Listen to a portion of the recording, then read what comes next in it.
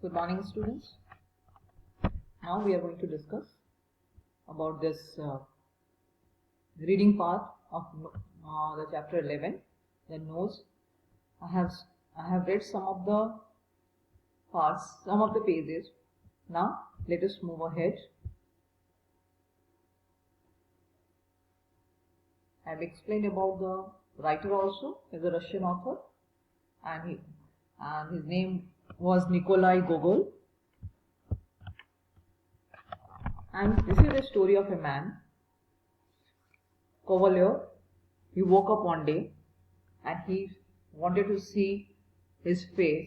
उसने अपना चेहरा देखा मिरर में, देखना चाहा, because there was a pimple on his nose. एक छोटा सा दाना था, small pimple was there on his nose. And when he saw, he found that there was no nose. उसकी नाक गायब हो गई थी. It was a very very amazing fiction, and he got surprised that there was no nose. अब नाक था ही नहीं. उसने आँख मतलब चेहरा धोया, everything he did, but there was no nose on his face. So then, and he sprang out of the bed and shook himself. मतलब अपने बेड से कूद के उतरा और अपने आप को हिलाया. Still no nose.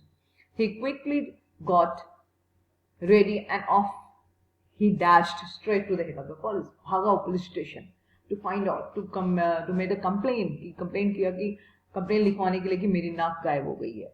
He loved referring to himself as a major and had come to St. Petersburg with the set of purpose of finding a position in keeping with his rank. वो अपने आप को major कहलाना पसंद करता था.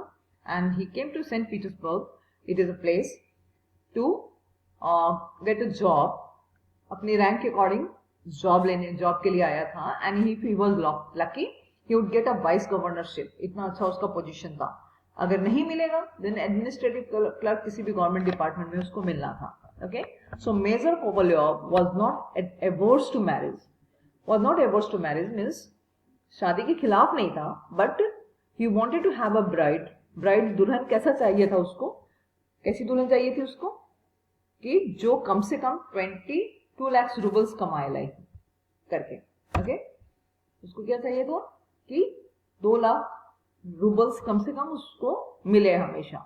इन short, Kovalev had a very high opinion about himself. अपने आप को बहुत ऊंची चीज समझता था, बहुत ऊंची चीज, बहुत बड़ा आदमी समझता था. नाउ द रीडर कैन जज for himself how this major felt when, instead of fairly presentable, reasonable sized nose, all he saw was absolutely ridiculous smooth flat face.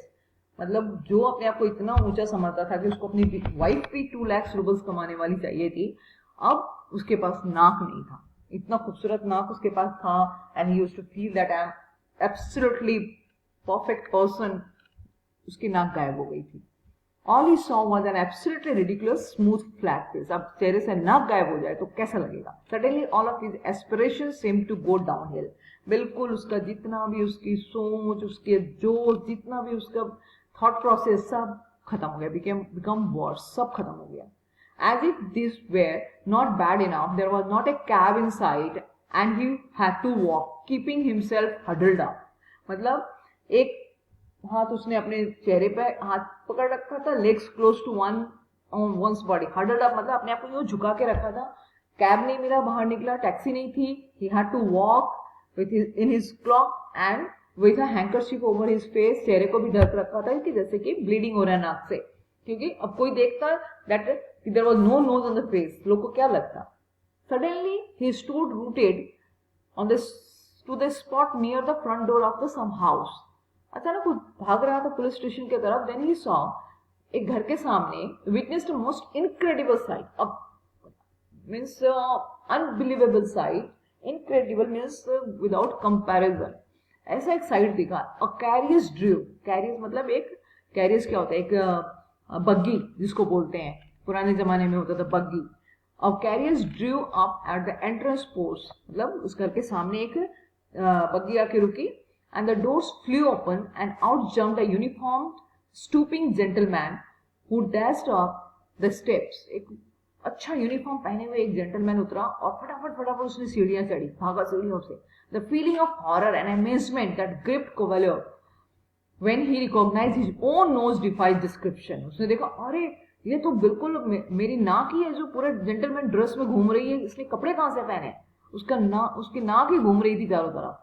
After this extraordinary sight everything went topsy turvy. Topsy turvy मतलब become confusing. बोला अरे मेरी नाक यहाँ कपड़े पहन के, uniform पहन के एंड बग्गी में घूम रही है. What is this? He could hardly keep to his feet, but decided at all costs to wait until the nose returned to the carriage. So he waited there. वहाँ खड़ा रहा. मुश्किल तो हो रहा था, but he wanted to see what actually that nose is going to do. तो वो वेट करता रहा कि नोज वहां से बाहर कब आएगा. And although he was shaking all over, पूरा कांप रहा था and felt quite feverish, उसको बुखार जैसा हो गया था. Okay, about 2 minutes later, a nose really did come out. It was wearing a gold braided uniform with a high stand-up collar and chemos trouser. Okay, उसने chemos trouser पहन रखा था, यूनिफॉर्म, हाई कॉलर जैकेट पहन रखा था, ऊपर से coat पहन रखा था और एकदम proper. You can see this picture in the book. That type of outfit was there. Okay, so now let us see what happened after that.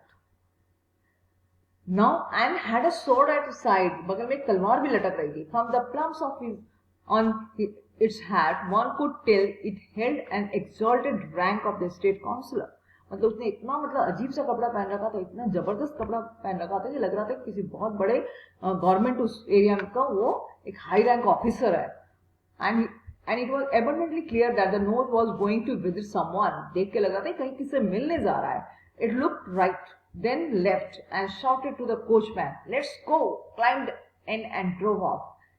दाएं देखा, बाएं देखा, फिर वो जो बग्गी चला रहा था उस आदमी कोचमैन को बोला, "Let's go." He climbed in and drove off. बग्गी चल पड़ी. Poor Kovalov nearly went out of his mind. उसका दिमाग खराब हो गया कि what is this? Okay, what is this? Let me finish this chapter. है ना? How in fact could a nose which was only yesterday was in the middle of his face and which could not possibly walk around and drive in a carrier suddenly turned up in a uniform? बोलते यार ये नाक तो मेरे चेहरे पे थी कल तक. How come he became such a smart and carriers में घूम रहा है, यूनिफॉर्म में घूम रहा है? एकदम उसका दिमाग खराब हो गया. अगर तुम्हारा नाक तुम्हारे चेहरे से निकल के if you start roaming in the city, how do you feel? With a change of mind, he decided to go straight to the newspaper office and publish an advertisement giving such a detailed description of the nose that anyone who happened to meet it would at once it over to Kovalov or at least tell him where he could find it.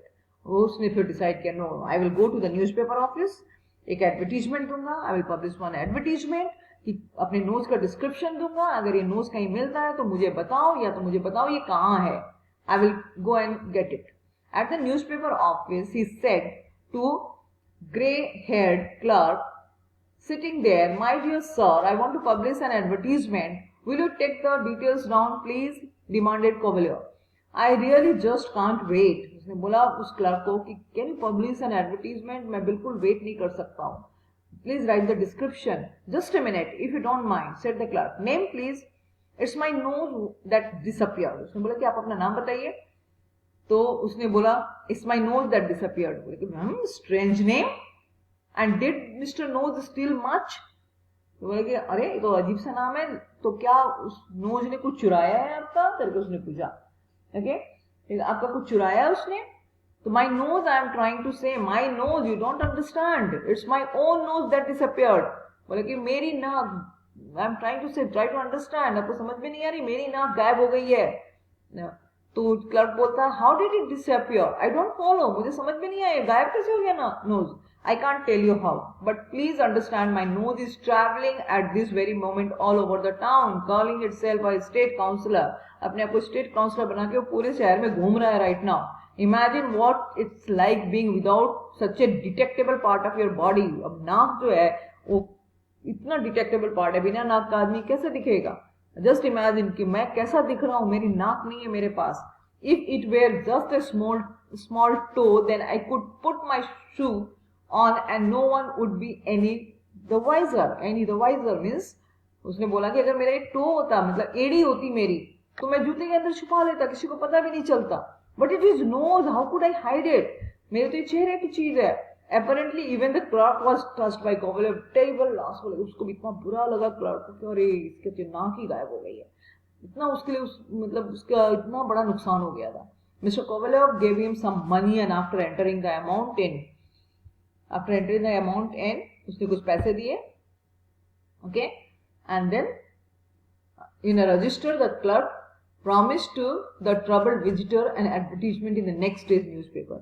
Clerk ने promise किया कि no, I will publish your advertisement next day. After this, Kovalev strode furiously out of the newspaper, एकदम परेशान होकर गुस्से में निकला बाहर and went up to the local inspector of the police. Then he went to the police station. Finally, towards night, Kovalev left for home. पूरे दिन उसका निकल गया. पहले वो न्यूज़पेपर ऑफिस गया, then he went to the police station to file the complaints. The whole day was gone like this. Then in the towards night मतलब जब रात होने लगी, शाम तक वो घर लौटा. Some days later, he heard a strange voice in the hall. Does Mr. Kovalev live here? कुछ दिन के बाद एक आवाज सुनाई दी उसके नीचे हॉल में. Please come in the major's home, said Kovalev. आइए अंदर. Springing to his feet, opening the door. एकदम से कूद के खड़ा हुआ और जाके दरवाजा खोला. A smart-looking police officer with plump cheeks and whisker that were neither too light nor too dark made his entrance. मतलब बाहर एक पुलिस ऑफिसर खड़ा था. Okay? Are you the gentleman who has lost his nose? करके उसने पूछा. आप ही हो जिसकी नाक गायब हो गई, जिसका नाक खो गया? Yes, that's me. It has been found. उसने बोला मिल गया वो. What did you say? Cried Major Kovalev. एकदम चीखा चिल्लाया. He could hardly speak for his joy. इतना खुश हुआ कि उससे बोला भी नहीं जा रहा था. He looked wide-eyed at the police officer. How did you find it? बोले कैसे आपको मिल गया? Very strange. We caught it just as it was about to drive off in the Riga stagecoach. मतलब कोई रीगा करके stagecoach और large carrier pulled by the horse. एक बहुत बड़ी बगी में घूम रहा था ये तो करके. Strangely enough, I mistook it for a gentleman at first. पहले तो मुझे लगा कोई gentleman जा रहा है. Fortunately, I had my spectacles with me, so I could see it was really a nose. पर मैंने चश्मा पहन रखा था, फिर मुझे लगा अरे ये तो nose है, ये तो आदमी नहीं है. Kovalev was beside himself. Where is it? I will go right away to claim it. बोले कि बिल्कुल don't excite yourself, sir. बोले कि मुझे तुरंत दीजिए, अभी दीजिए मेरी नाक. मैंने कहा don't excite yourself, sir. इतना ज़्यादा excite मत होइए. Don't get excited. And the police officer dipped into his pocket and pulled out the nose wrapped in a piece of paper. उसने अपने पॉकेट में हाथ डाला और नाक निकाल के उसको दिया. एक पेपर में रैप किया हुआ था. That's it, cried Kovalev. इतना खुशी से रोने लगा. No mistake, you must stay and have a cup of tea. कोई गलत, बिल्कुल आपने गलती नहीं की, मेरी ही नाक है. आप रुको, मैं आपको चाय पिलाता हूँ. So he became so happy. Now it is a fiction. Just imagine yourself. If you lose your nose one day, what would be your reaction? Okay? अगर आपकी नाक गायब हो जाती है जाने की एक दिन, तो आपको कैसा लगता है? Okay? So imagine the condition of Kovalev. It is a fiction, एक imaginary story है written by the Russian author. Okay? So this is all about this chapter. I have read the chapter, explained the chapter. Listen to it again and again. Thank you.